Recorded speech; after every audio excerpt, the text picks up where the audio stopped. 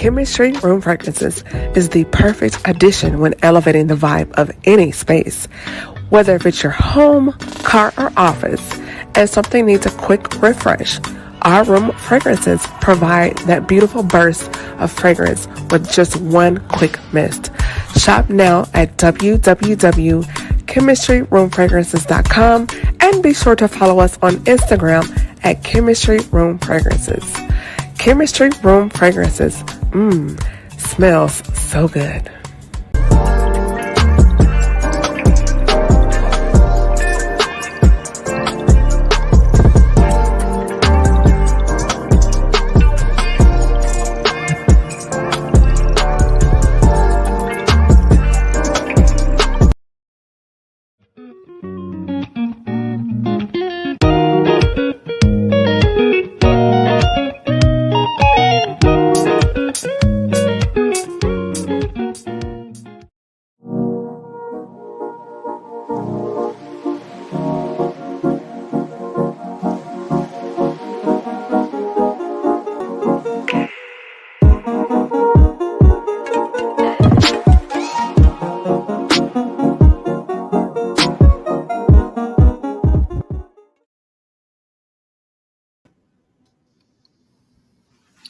Hey, what's up, everybody? It's your girl, Camille Essick. I'm host of the Speaker Podcast. This is the podcast where innovators and creators connect. We are here with season 11. If you have not already done so, be sure to go right now to my YouTube channel and hit that notification bell and subscribe. Tap in and bring your friend. We have an amazing, amazing conversation tonight. This is something you don't want to miss. If you haven't heard, I've just launched the official website for Good Black Men. So go right now to my website at gbmofficial.com and follow me on Instagram at goodblackmen.com, right there on Instagram. Also follow me on YouTube, Facebook, all the streaming platforms. We're going to hop right in and get into everything. If you haven't been on the show before, he was here a couple weeks ago, so we had to bring my brother back. It is a D9 situation. Most definitely. Alpha Science in the building. Most definitely. How you doing? What's up? So those that do not follow you on TikTok, you are the crazy sergeant, also known as Country Noop. They're on TikTok. I'm here live. The TikTok families tune in as well on the other end. But those that don't know who you are officially, let the listeners and viewers know about you. Well, look, my name is Terris Thomas. On TikTok, I am Sergeant Noop or Country Noop. Yes, I'm a Byron police officer. I've been in law enforcement now for 15 years. I love the community, and I love just, reaching out to people and bringing laughter and bringing joy to people's lives, trying to make, especially with everything going on in the world nowadays, why not bring joy and why not bring laughter? That's the best thing for anybody that's good for the soul. Yeah, if people have not seen your TikToks, I tease you all the time. I'm like, who is he protecting and serving over here acting a fool in the squad car? Hey, is this what you're doing to taxpayer money? Like, for real? Real talk. But yeah, we're going to get in right away. Go right now. You can follow him. He's on TikTok. Is it Country Noop 8? Yes. What a K. Okay, yeah, and also on Instagram as well, same thing. And the reason why I wanted to have this conversation, as you know, we're both Greek. I'm an SG role. You're new, and we have experienced some things on the yard. If you keep in, you already know why we laughing. But yeah, so campus safety is so important. Excuse me. And as you know, I have nieces. You have godchildren. Your father, yes, going back to college. There is a lot going on the yard. If you don't know, there's a lot going on the yard. And so tonight, I definitely want to have that conversation tonight about campus safety, what's going on. And just to kick things off, one of the reasons why I wanted to have this conversation is because I want to say it was like my sophomore or junior year. I was living in a dorm. I was actually at MTSU. Shout out to my school, MTSU. We just killed TSU. And the game of the weekend was a 42-8. Nice. Yeah, shout out to the Raiders. Yeah, go blue. But, I was in the laundry room. It was on a Sunday morning, and Again, we're not thinking. I go in there, doing whatever my laundry. You know how you take your clothes from the washer to the dryer. There's a Mhm. guy sitting on the dryers, ball cap, just kind of looking around, not paying attention. So a couple of girls I knew coming to the laundry room, they're like, "Hey, Camille, like, are you good? Are you all right?" I'm like, "What are you talking about?" So as we're leaving, they're like, "We think that's the guy that's been attacking girls on campus." And so we immediately called campus police, gave a description of the guy, white male, ball cap, described what he was wearing. He was Mhm. driving like a gray or dark color Ford F-150, gave the information, the description. They come in like 5 minutes later, and it was him. Oh wow. It was him. And so me not realizing, not having situational awareness, who knows what could have happened, you know? But luckily, girls with the dorm saw me in here with this guy, and it was a co-ed, you know, dorm laundry. So I wasn't thinking like this could be someone suspicious, you know. Right. But I do want you to kind of have a conversation just as a freshman. For example, let's say your son's going to college. What's something as a freshman that he should think about first, I don't know, week of school? All right. Well, I can say that. Well, for the first week of school, for one, get your books. Yeah, It's fun to have fun and partying, but your parents send you there for a reason. So, get in there. Get your books. Make sure you're going to class because now you're an adult. Basically, right, mom and dad's not going to wake you up and make sure you're going to class. So you need to, take that initiative and do it yourself. Um, but now I think, well, when I was in school, we didn't have all this social media and the different technologies that's out now. Um, a lot of people nowadays are posting their location everywhere they go. That's not a good thing, because you never know who's out there to harm you or who doesn't have the best intentions for you. right, So yeah, when I say people, they do everything. Okay, we're going to the calf, we're going to the gym, we're going to the park.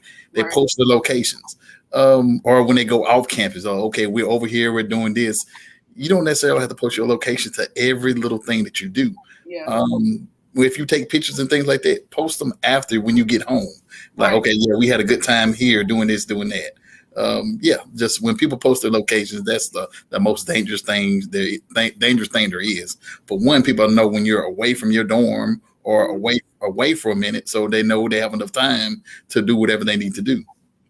So Yeah, yeah, I totally agree. Even when I see people now, like even going on vacation, like if I'm somewhere, I try to do my best to post after I'm back home. But right, I see people like I'm on my way to the airport, I'm on my way to the Caribbean, I'm on my way to California. They're like documenting the entire trip. right, So that person that's watching you, they know, okay, he's at the airport, she's at the airport, they're not at home, they're leaving the country. And I know we get excited, but using common sense, like I don't know if people realize the latest Instagram update not only lists your location, but it will list your address. right, right. So you have to go into your notification, your section settings on Hmm. Instagram, turn that location notifier off. Correct. And if you want to say I'm in a certain city, you do that. But I typed in like a couple letters, and it was pulling my friends' addresses. And I don't think people realize how dangerous that is, particularly for someone young on campus, first time away from home. Seriously, that's very dangerous. Exactly. Exactly. Mm. So let's also go into now you're on campus, you're excited. The Noops are having a welcome to school party, right? Right. Let's Right. do that. So let's talk about walking across campus at night. Let's talk about the parking lots on campus. Can we kind of have that conversation, Sergeant Thomas? Sure. Let's just say, for one, like you have a night class. For one, always make sure, for one, somebody always knows where you are at all times. Even if it's just a friend, or you can let your parents know, hey, look, I have a night class, this and that. I'm gonna be here. It's always good to let somebody know where you are at all times. It's not that you're just trying to make sure. It's just a precautionary thing. Or if you do, make sure you're walking with a group. Try your best not to walk by yourself. Especially when you're at nighttime. And the parking lots. I have a lot of friends. Whenever they arrive at their apartment or they arrive at home, they Right. like to sit in their cars and just, I mean, I know it's just a time for you to meditate before you go in and everything, but that's also very dangerous because you Why never is that know. not safe? Hmm? Why is that not safe? Because you never know what people's intentions are. People definitely will, well, some criminals, that's what they look at, because most majority of people, what they do, they're sitting there listening to music. They're not looking around. They're all into the music, making sure, listen to the newest Summer Walker or listen to the new, the newest thing that's going on. But at that time, somebody can easily walk up to you. Oh yes, most definitely. But people are not paying attention. They're so in tune into the music that they're not cautious of their surroundings. So at that time, a criminal can easily walk up to you and try to assault you or take your car. Majority of the time, they're looking to take people's cars. So yeah, most definitely don't hang out and linger in your car. Do what you got to do. Go inside, then you can relax. But yeah, try your best not to have a music session inside of your car. I know people are like, oh, it's so therapeutic to sit in my car or whatever before they go Yes. inside, but you're not paying attention. You're not having situational awareness, like you mentioned. Mm-hmm. You probably had someone before that, I think you said your sister, we had talked offline, like someone had approached her or tried when she was at home, right? Right. When she was pulling up to her apartment, a young man approached her, casual conversation, and walked off. And the next thing you know, when she was getting out of her car, he tried to rob her. That's really good. So now that we have people sending their kids off to college for the first time, or they're coming back to campus, junior, sophomore, even a senior in college, going to parties, like I was always told, like, hey, if you're going to have something, don't put your beverage down and walk away and leave it. People can put things in your drinks. Like, we hear all these stories. So can you kind of elaborate some more to Sergeant Thomas as far as like safety in social settings, what to do at night, things like that? All right. We, of course, at all times, whenever people going to parties, especially college campuses, yeah, we love to have those parties. So, yeah, whenever you get a drink or whatever, never lay it down. Never put your drink down. If your song come on, if that one person that doesn't want to get up and dance, have them to watch your drinks. So, hey, Frank, can you sit here and watch our drinks or whatever? And, do what you got to do. Come back to those drinks. If that person's not there anymore, do not touch those drinks. Because nowadays they can put all kind of pills, different kind of liquids and stuff to incapacitate you. So then after that, you become drowsy, you become lightheaded. And, of course, a person will walk up to you and be like, hey, everything's okay, walk you out. That's where, the human trafficking and all that stuff comes from. Little issues just like that. Blackout. And speaking of human trafficking, I don't know if it was on your campus, but I know when I was at MTSU, we had people that dropped out of school or even locals that lingered around the campus. And they would put on the school T-shirt, the ball cap, have a backpack, and we were seeing them so many times. We actually thought they were actual students. Later to find out they were just someone hanging out on the yard, because the way the university is set up, it's an open campus. There's no security gate. You could literally walk in from the community and immediately just be on the yard. Wow. So, I mean, particularly for young ladies, if a guy's approaching you, ask for student ID, check the, and some people, they were dropouts, but check the expiration date, see if it's current. If you're not sure, let someone know, maybe even campus police, because you don't know who this person is, because there's so many people. Like my school, again, MTSU, even when I went to Queen's University for grad school, it's a lot of people. Yes. Walking around. You don't know who these people from literally all over the world. They're just not just from Nashville or where you're from near Jackson, Mississippi, or Atlanta. These are people literally from everywhere coming to this location. And everyone doesn't have the same motivation as you do while they're in school. Correct. You're so right about that. Yeah, and even we used to hear stories about, I will say this, I'm not saying, your parents give you the talk like, don't do this, don't do that, or whatever. I will say 9 times out of 10, you tell your kid, hey, don't go to this party, don't drink. They're going to do it because it's college. They're going to try things, they're going to experiment. But I would say if you're going to send your kid off, prepare them. Like you can go on Amazon, they have shot glasses that have indicators on them. So if someone puts alcohol in the shot glass or the drink, and they add any type of chemical other than the alcohol, it will turn the glass a different color. They have some red stripe will appear on the side of the glasses. Right. That if somebody puts a roofie or a pill or something in the drink, that glass will change color and let that person know there's something wrong with this. So I'm just saying, if you're going to send your kid to college, not condoning the behavior, but prepare them and sit down and have a talk with them. Like I'm a PK, I'm a church kid. So I went in kind of green things I learned along the way. But yes, we love the Lord, but we need to let people know everybody goes to college is not saved. Everybody doesn't have a Christ mindset, a Christian mindset. And you just need to have a real talk about, and it's not even about that, but just the fact that people are just mean. And you not need to have your child out here on campus just oblivious to what's going on out here in the world. Gullible, yes. Yeah. Yes, indeed. Again, I want to thank everybody for tuning in. This is Camille S. with the Speaker of Podcast. This is the podcast where innovators and creators connect.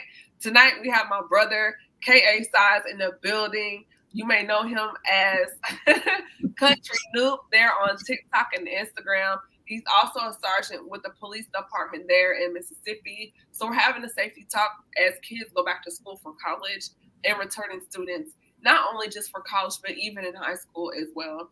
So, Sergeant Thomas, let's talk about this walking across campus to go see the boo at night. Like, let's just have that conversation.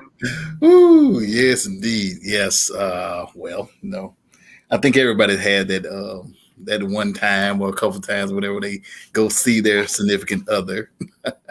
But yeah, going across campus, it's nobody ever thinks at that time, what could possibly happen, especially when females are going over to male dorms.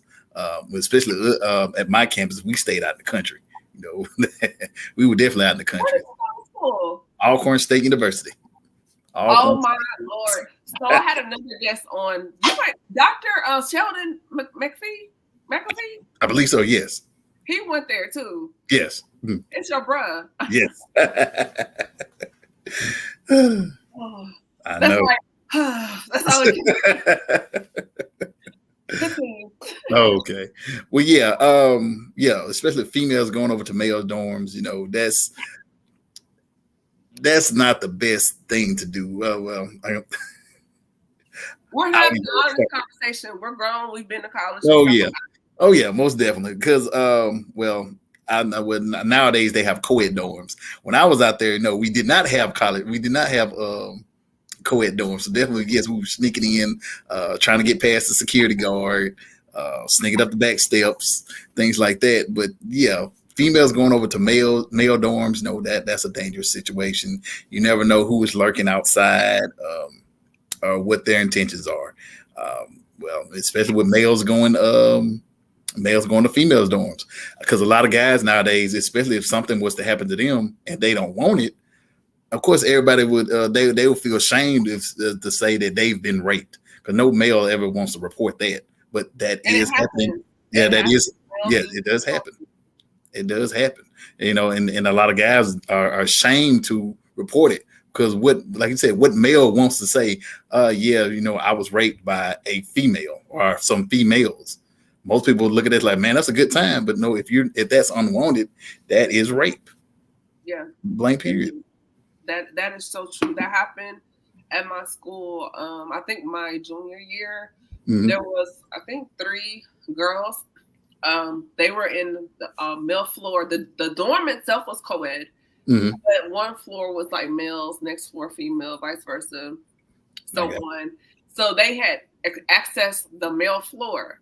And so what they were doing, they were going down the hall, checking to see who locked the door. Right. And if the door wasn't locked, and it was on a Sunday. And if you know anything about college on a Sunday in a dorm, between, 6 a.m. to like 2 is quiet. Why? Because everybody's probably passed out from partying, the night before, or they resting up because the party is that night. Either way, Sundays are pretty quiet on the door. and they were going in, and the three of them were accosting young men. But the guys weren't really reporting it, like you said, embarrassed, ashamed. Because like you said, what guy wants to say, I was taken advantage of or whatever. Luckily, one guy did report it. With, SAPR regulations, they did keep his identity private. Right. But they caught the identity of the girls because the elevator camera caught their image, and that's how they were caught. But it wasn't in the school paper to say these three ladies were caught, for an assault against a young man in a dorm. Gotcha. Well, that's good. Glad to hear that. Getting the best thing is make sure that he gets his justice. That's good. Yeah. So you being a father, what are some things as a dad? And I know you have a son, but if you had a daughter going to college, some things that she should be aware of on the campus, day or night. Like I said, she's not going to school. I would keep her wrapped up. Thank goodness I have a son. But no, the majority of the thing is, you have to have, like you said, situational awareness. Make sure that everybody doesn't have your best intentions. So watch who you hang with and watch who your friends are, because some people, most people don't come from where they did not come from where you came from. Right. So they might not have the luxuries or the privileges that you had. So they're trying to make a come up, as the people say, make a come up. So if they see that you have a car and they don't have a car, well, hey, can I borrow your car to go do this and borrow your car to go do that? That's their way of, coming up. So yeah, you definitely have to watch who your friends are, or who has your best intentions, who genuinely wants to be your friend. That is true. There was car sharing going on. I remember back in the day when I was on the yard. And you don't know if they could come in and crime in your car. They could take your car and not bring it back. Right. They could wreck your car. There were so many times, like the dorm I lived in, there was a parking lot, but then there was parking on the street. And particularly on Friday and Saturday night, you were at risk parking your car on the street because so many students might have been inebriated and driving on campus, hit somebody's car and keep going. Like, all the hit and run was normal. Yes, indeed. Yes. Yeah. So I think those are some very key things. Even like you mentioned, walking across campus at night classes in the computer lab at the library. Also, times that you should be aware of your surroundings, what's going on, back and forth parties, frat parties. It's just now, just talking to you, just the memories are flooding back about, we had a great time, but then there were instances where when you saw someone go through a situation or something would happen, and you're just like, well, wow. Situational awareness. I think one of the biggest things now, social media, people posting their locations everywhere all the time, every time. And just how sometimes do you always have to let everyone know where you are, your exact location, checking in. Sometimes maybe that's not as you mentioned earlier, that's not always the best thing to do. Exactly. Yes. Letting people know where you are 24/7 is not the best thing. Like I said, post it afterwards. After you get home, after you get in from the party, oh, look, this is the fun that we had. We went here and we had fun here. Yeah. That would be, people don't know, okay, yeah, oh, they're here now. No, you don't have to let them know where you at. Your every move. Oh, I'm about to go eat now. This is what I'm going to eat. I'm about to go here now. No, that's not good at all. Yeah. What's that soundbite on TikTok? Ooh, what a time we had last night. We had a time last night. We laugh at it, but in reality, it's like, yeah, the time you had last night, maybe post that the next day. Yes. After you had the big fun, Yes. You're so right. So also too, road tripping. I don't know if you and your bros, we took road trips to other campuses. Yes, states everywhere. We traveled. Yeah, we stayed in Atlanta, Georgia Tech, Moby, and even in those situations, like you're out, especially when you're neo, you want to go to different campuses and meet other bros and sorors. But even in those situations, knowing where you're going. Like the very first time I went to Atlanta, like, whoa, coming from Nashville, huge cultural shock. But it's like when you're going to other cities. We went to my Alpha chapter in Indianapolis, like the semester after our cross, and we had fun. But we stopped at an IHOP, went in, and somebody broke into our rental. While we were there, broke the window. Right. Because we're clearly not from there. We're looking around, and luckily they didn't take the van, but they did break the window of the rental, and they were looking for stuff to see if we had. There was nothing in there, but the fact that they did that, and that was really scary. So, like I said, semester after our cross, but yeah, somebody broke into our rental van. So, wow. Yes, you definitely have to be careful on these road trips. Like you said, you still have to have the awareness when you go out of state. Because especially you having an out of state tag, people are like, okay, they're not from around here. They might watch you. They just don't have the best intentions for you. So yeah, most definitely look at your surroundings. Make sure people aren't watching. Because everybody wants to have fun, so nobody wants to be that party people that are like, oh, this might be dangerous and things like that. But somebody has to be the safe one. Somebody has to be the person with the mindset of everybody's safety. Yeah, something I do want to touch on, Sergeant Thomas. It's not talked about, but in college, a lot of times we see our first instances of domestic violence in relationships, and because you're already shaking your head, I'm going with this. It's not really talked about, but a lot of times the beginnings of that may surface in college. So can you kind of unpack for us, Sergeant Thomas, as far as warning signs or things women or even men should look out for when they're their first adult love relationship or whatever in college, and those red flags that could open the door for domestic violence in a relationship on the college campus? Well, especially now, when you see people, the first thing they say is the toxic relationship. But some people they laugh at it, like, oh, he's just he's being a little toxic and things like that. But you never know how somebody could end up, especially when they say they're toxic, especially if they're being controlling.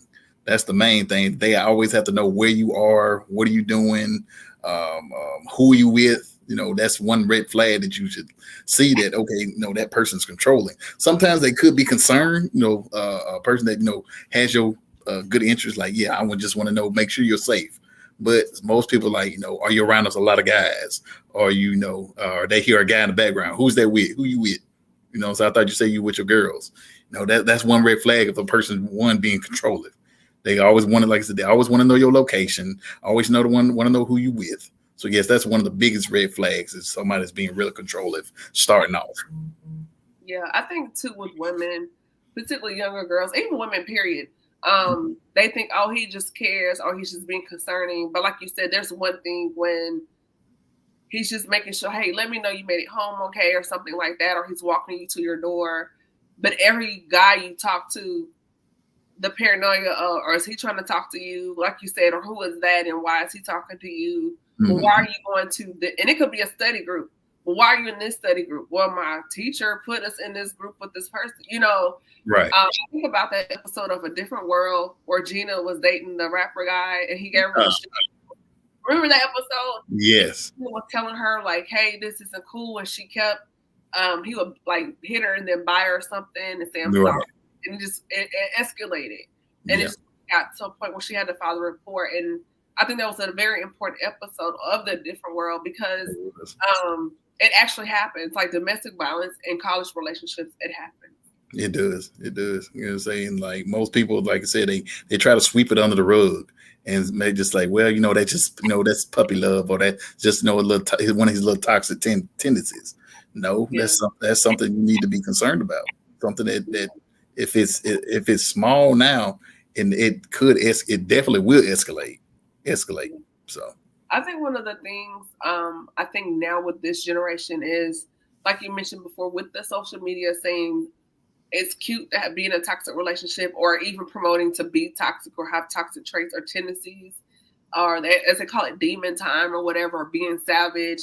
And these tropes that we hear out here, but it's like you're really programming your kids like that's okay, or thirst trapping, which is a form of narcissistic, manipulation. But it's just like, hey, this isn't healthy, this isn't safe, this is not, what a real relationship, if someone loves you, that's not what this is about. So I think sitting down with your child and letting him or her know these are some red flags you should watch out for. If it continues to escalate and you're noticing a pattern or trend, then you need to have that conversation with them. If they're not listening, as a parent, have them call him or her, call you, and let the parent step in. Because if you don't teach your child that they deserve better than that, it's just going to ripple into their adulthood as far as how they choose when they're dating as they get older. Exactly. Most traits, they learn from either parents, or they see it. They see it as they're growing up, and some people they grow up thinking it's okay. Like, okay, well, it was done to my folks, or my folks do it. Okay, so when I see somebody that shows me that love, or that physical love, no, that's not okay. That's not something that needs to continue. The cycle needs to break. Exactly. So as we begin to wrap up this conversation, Sergeant Thomas, you've said some very important things. One thing I do want to kind of hit on as we're getting to a close, there's a lot of cybercrime going on. And so as college students, things sliding in DMs, things happening in Snapchat and other apps that I'm not familiar with. But, but it's just like not really understanding that certain text, certain pictures that you send, that can follow you into your adult years. If you're in a domestic situation and they want to get back at you, they can hold those photos hostage. They can leak them online. Like, cybercrime is a real thing. Identity theft is a real thing. So you as an officer, what are some of the things that you've seen in that realm? Well, yeah, I have seen those. It's called revenge porn, where the young lady or the young man sends explicit videos or photos of himself to their significant other. And I guess whenever the person makes them mad, they feel like, okay, I'm gonna start putting these pictures out of that person to embarrass them. That is a crime. You can say it's called, well, in Mississippi, it's called the revenge porn crime, and you can do some time behind it. So I advise anybody, Hey, I need you to kind of say that so people really understand what you just said. Okay. That you can go to jail. Yes. Yes, you can go to jail for releasing explicit photos or videos of somebody else without their permission. Yes, that is called revenge porn. Well, in Mississippi, it's called revenge porn, but in other states, but yet and still, it's still a crime, and you can do time behind it. So make sure you, for one, just keep those photos to yourself. Or not even take them. How about that? That too, because you never know, people's iClouds and stuff are getting hacked nowadays. So yeah. And even in the military, that was a term for it, and I don't think there was a statute for it, because it was considered under the sex crime statute. Right. And so in the military, there's no statute of limitations for sexual related crime. Okay. Good. So and that's something we were seeing, like, as I left 2 years ago, but something that was trending on the rise, the usage of Snapchat and other social media apps with exchanges of, like, WhatsApp, what's the other one? Tinder, Bumble. Yeah. I don't know what's out there now, but I don't know dating apps that it was becoming a problem, particularly with Snapchat. Because they're like, oh, it goes away in 24 hours. But now with Instagram and Facebook with those same features, but there's a lot of things exchanged there. And what people don't realize, there are federal entities that monitor the traffic of images. So you think you're sending it through Facebook or Instagram, but there's something going on in the background where they can still pick up those images. Oh yeah, it never goes away. They say it disappears in 24 hours. It never goes away. Right. So with that being said, Sergeant Thomas, we do want to have a little icebreaker here. So as you being a member of Kappa Alpha Psi Fraternity Incorporated, all right, what will you say were probably some of your top or most memorable moments as an undergrad that were teaching moments for you as an adult? Ooh, okay. I would say for one, getting to know my line brothers, because I'm the oldest of three, so I didn't really have any older brothers and sisters to look up to. So just getting together when we was going through our process, and just the bonding that we had with each other. It was just it showed that, for one, that you need to cherish family, for one, because you never know when you are here and when you won't be here anymore. So that's just something that it was a good bonding process that we had with each other, and we're still tight to this day. And I love my LBs to death. So it's just something that just love your family. So I want to ask you this question. We're kind of going sidebar for a moment. Mm-hmm.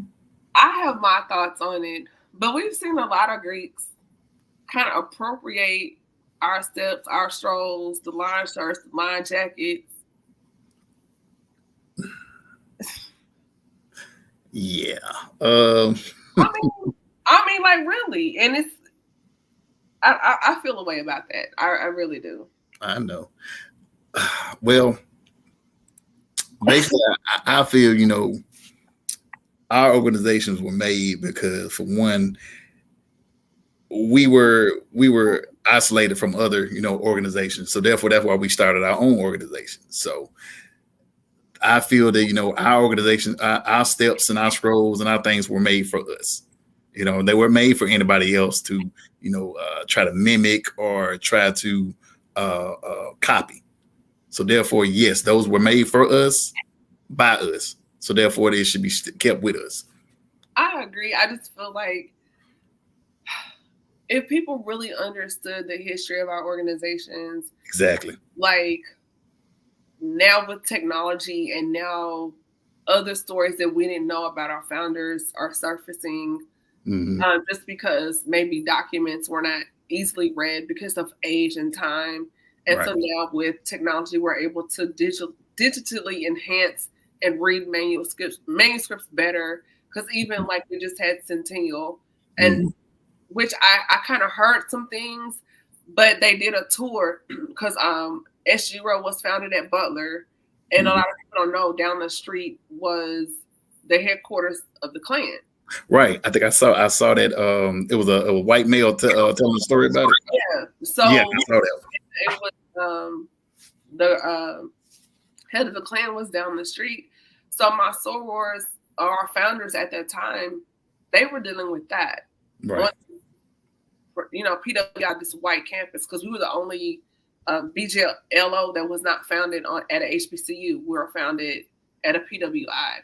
For those that don't know, BGLO is Black Greek letter organizations. HBCU is historically Black colleges and universities, and PWIs are predominantly white institutions. But you know that.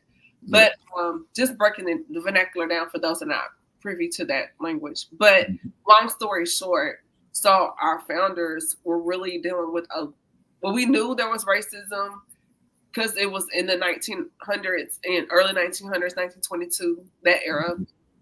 But then to have this bigger picture painted that here are Black women on this white college campus with the Grand Master of the Klan a few blocks from the street. Right. Now the picture is like, oh, whoa, And so you have people that come in that have no knowledge of even why we were founded, our history, what we're here for, even today. And then just to see people grab, oh, that step looks cool, that line shirt looks great, let me copy that. But you're really doing a disservice to our foundation. Right. And the main thing I hate when people try to, classify us as gangs. We're not gangs. You know what I'm saying? We're definitely not gangs. We are an organization. We're an organization of young college students trying to, better ourselves and better the community as well. And that's what people from the outside looking in that don't understand. That's the first thing they'll say. Well, you're nothing just but an organized gang with colors. No, that's not what we're here for. No, we said we're here to uplift Black men, Black men and women, and try to help them excel and try to help them achieve. Yeah, there's been so many world changers that's come through the D9. You can go to any of our websites, and we all, have a list of prominent or notable members, and you can see just literally line after line after line of notable people that've come through our organizations. Like you look at Arthur Ashe, Kappa Alpha Psi. Yes. So you look at Nelson Mandela, Phi Beta Sigma. Right. You look at Zornil Helston, she was a member of Zeta Phi Beta. You look at MC Light, Brownstone, Marsha Ambrosius, Miss Jamaica, they're all SG Rose. Exactly. Taylor Carr, one of my sorors, SG Rose. The late Sandra Bland, SG Rose. Yes. You know, you look at, we say it, but Martin Luther King, he was Alpha Phi Alpha. Coretta Scott King, she was at AKA. You know, so you look at Lynn Whitfield, Delta Sigma Theta. Exactly. So it's just like you look at oh gosh, he was on Living Signal, Living Single. Dang it.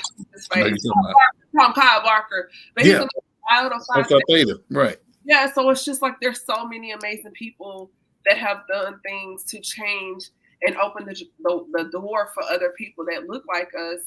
And it's like, they were Greek. Exactly. So it's like, how can you sit there and classify us as these things when that's not even the case? If you look at, you know, the current, I think it's Senator Warnock, he's an Alpha. Mm-hmm. Like Kamala Harris, the vice president, she's an AKA. Like, exactly. Here. So it's just like, we really have to pause and think, are you saying this? Are you mad because you just didn't make line? Or I mean, like the shade. It's just like our organizations have done some amazing things for not just city, states, but the world and the country. And I feel like, you know, there's books you can read. Like I own a copy. The author, he autographed it for me. The Divine Nine. You know that book we all got. Oh yeah. He came to our school and spoke years ago. But it's just like there's so much information. I do feel a way about people going online and denouncing an organization because they feel. I'm like, if you don't want to participate, fine. But go on about your business, right? That's just my opinion. But again, I just feel like there's nothing satanic going on. Like, oh, it's a cult, it's all these myths that are going on. And I'm like, if I'm a church girl, if it was like that, I want to join. So it's just, you hear all these stories, but at the end of the day, the BGLOs, KSI, SG Roll, aka Delta. I know we joke and we shade, but at the end of the day, it's all love, all respect. Yeah. We may have different methods, but we have the same end goal. I think now with social media, we're seeing a greater impact as far as coming together, unity, marching together. A few weeks ago, I had one of our past Grand Basilisks, Sora Benita Herring was on. She was our 23rd International Basilisk. And she came here, it was August 22nd, and she joined in 1970. And so she was shedding light on what Black America was like at that time. Wow. And she's from Chicago. So can you imagine her, and just amazing conversation. And that conversation is on my YouTube channel, but it was really good just to hear her gems and wisdom and what she had to share and give us as far as what the organizations as a whole, they were all together, marching together, protesting together, coming out of witnessing Malcolm Martin be assassinated, many others get assassinated, and looking like what that looked like on college campus, because she shared at that time, she was in school, but the National Guard killed 4 students at Kent State.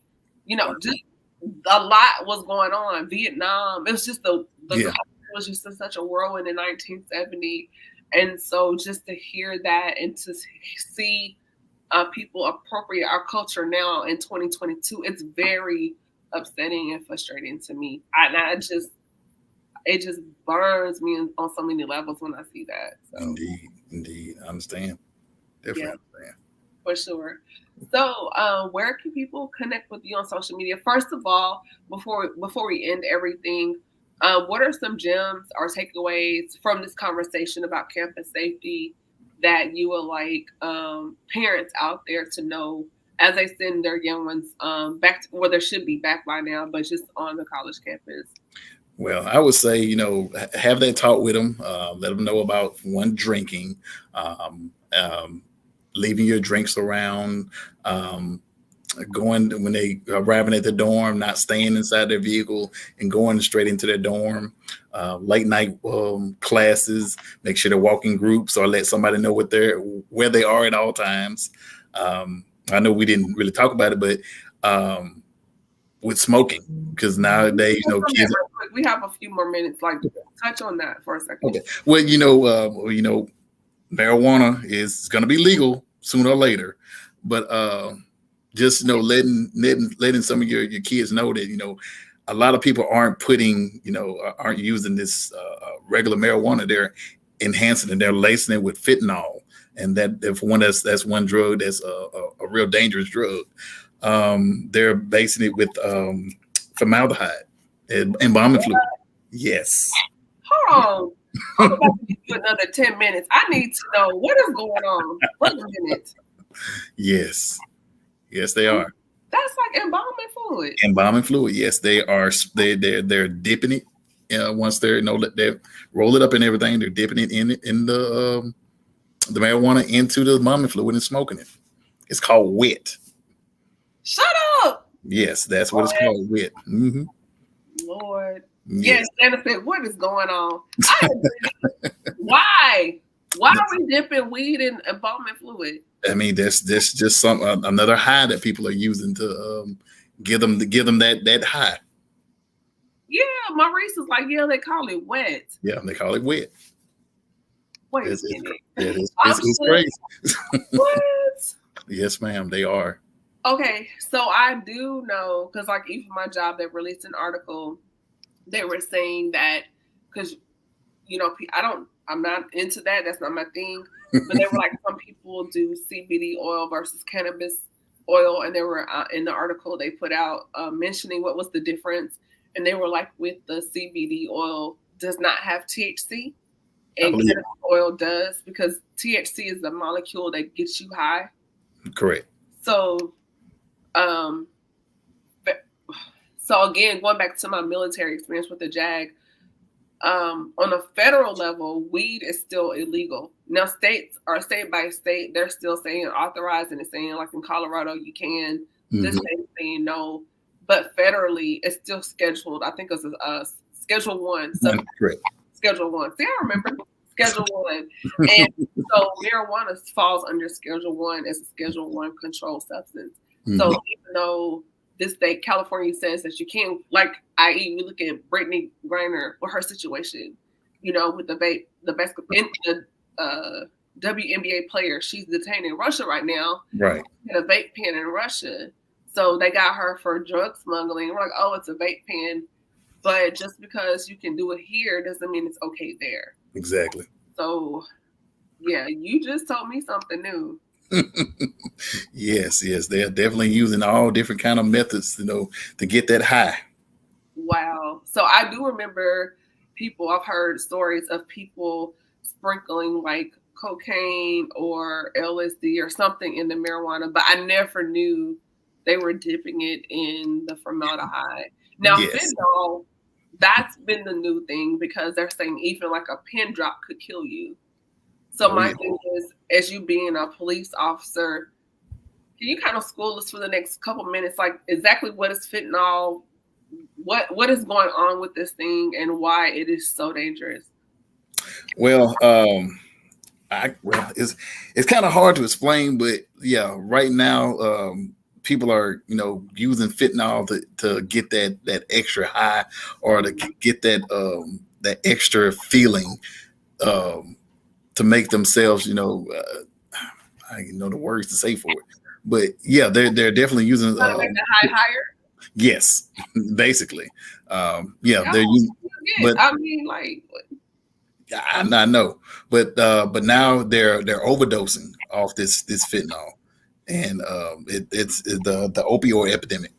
It's definitely getting worse. So yeah. Parents need to have that talk with their with their kids about these different kind of drugs that's out. Yeah, I think also the culture now makes it cool. We hear about Percocet, Molly oxycodone. Percocet. Yeah, yeah. Make a whole Um, song about it. yeah, I know growing when I was in college, it was you heard about lean, and codeine mixing the lean and sipping on scissor. We heard. In the yeah, with the baby ball and all that kind of stuff. Yes. Yeah, and so now it's like it's on another level now because it went from, kids were smoking or whatever to now they're popping pills. From what I'm hearing, heroin is kind of back on the scene again or coming back around. And Yes. so kids don't understand in college. You feel like, oh, I'm going to try this one time just to And see. But that one time could the last. take you out of here because you don't Yes. know what's in it. Somebody that, excuse me, you think is your friend that could be secretly jealous and it could be laced with something.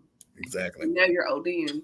Yes, exactly. So, yeah, it's best not to try it at all. That's what I say. Yeah, it's just the stories that I've heard, and I've had, people I've known, their child has overdosed, trying things, trying to be cool, or even drunk driving. I had someone from high school. He didn't even make it to college that summer. I think he had gone to one of the Southern Heritage Classic or something.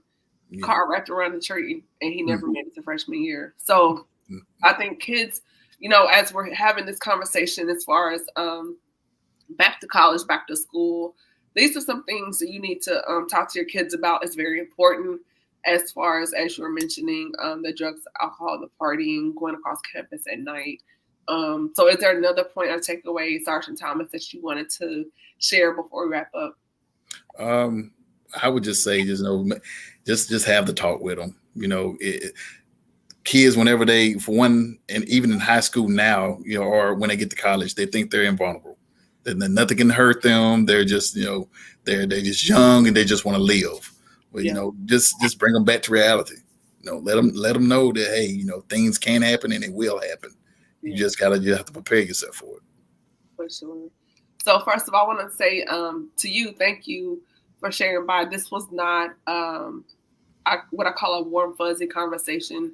It's one of those hard conversations that we have to have. It's necessary because it is a real thing out here. But it is something that we do need to talk about. And I love to joke and have fun, but sometimes we need to have these sit down, what I call this intervention type conversations, just to let people know, hey, what's going on out here. So thank you so much for taking time out of your busy schedule, out of your TikTok schedule. You're supposed to be protecting the serve, and you out here making reels. But thank you. So for those, excuse me, that would like to connect with you or get more information, where can they do that? You can follow me on TikTok. You can follow me on Instagram.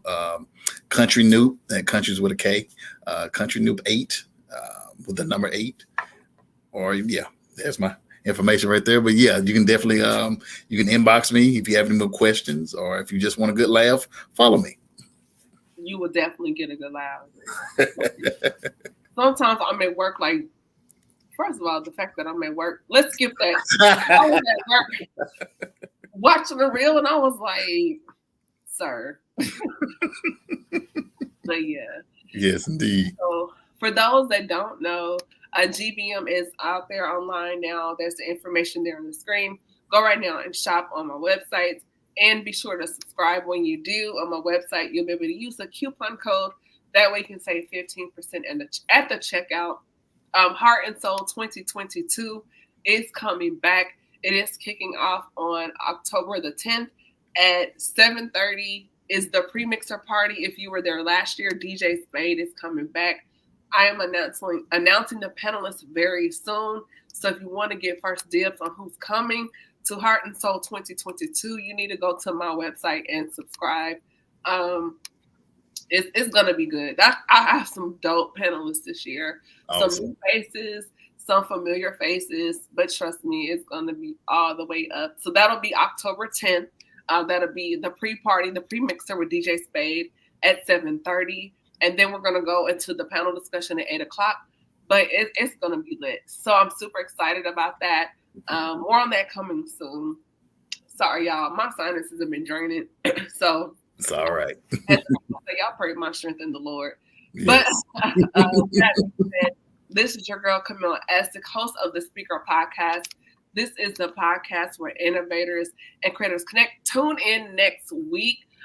We have my brother and friend Antoine Aiken returns. We're gonna have a great conversation about Black men and mental health. Sergeant, hold on for just a few minutes as we wrap up. But you guys have a great night and be blessed. Bye-bye. Take care.